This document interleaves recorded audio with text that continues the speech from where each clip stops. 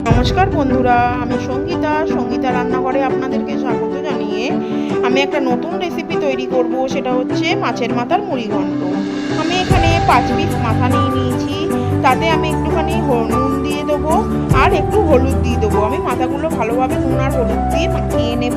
নিয়ে আমি কড়াইতে 4 ফোঁটা তেল দিয়েছি। মাথাগুলো ভালোভাবে ভেজে নেব। নিয়ে আমি মাথাগুলো ভাজা আমার হয়ে গেছে, আমি তুলে নিয়েছি। তারপরে কড়াইতে আমি একটু আলু আর নুন দিয়ে দেবো যাতে ভালোভাবে সিদ্ধ হয়ে যায়।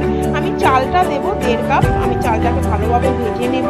একটু লাল লাল হয়ে গেলে আমি নামিয়ে ফেলবো। গোটা মশলা দেবো কিছু, গোটা জিরে, গোলমরিচ আর 2টো শুকনো লঙ্কা।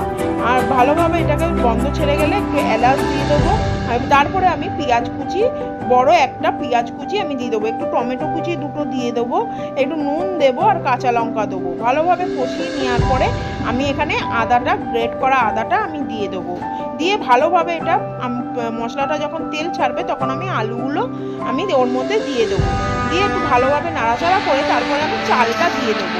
দিয়ে আমি ভালোভাবে চাল, আলু আর মশলাটা ভালোভাবে কষিয়ে নিয়ে তারপরে আমি একটুখানি এখানে স্বাদ মতো নুন দেবো, 1 চামচ হলুদ গুঁড়ো দেবো, 1 চামচ ধনে গুঁড়ো, জিরের গুঁড়ো দেবো, আচ্ছা 1 চামচ চিনি, 1.5 চামচ চিনি দেবো আর একটু 1/2 চামচ আমি লঙ্কার গুঁড়ো দেবো।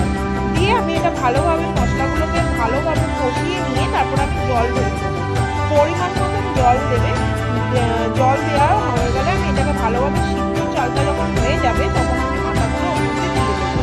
দিয়ে একটু ওপর থেকে ধনেপাতা কুচি দিয়ে দেবো যাতে করে সেন্টটা ছাড়ে। আর তারপরে আমি গরম মশলার গুঁড়ো একটুখানি আমি দিয়ে দেবো। দিয়ে 1 চামচ ঘি দিয়ে আমি এটাকে নামিয়ে পরিবেশন সার্ভ করবো। যদি আমার ভিডিওটা আপনাদের ভালো লেগে থাকে তাহলে লাইক, কমেন্ট, শেয়ার করবেন। পরে আবার একটা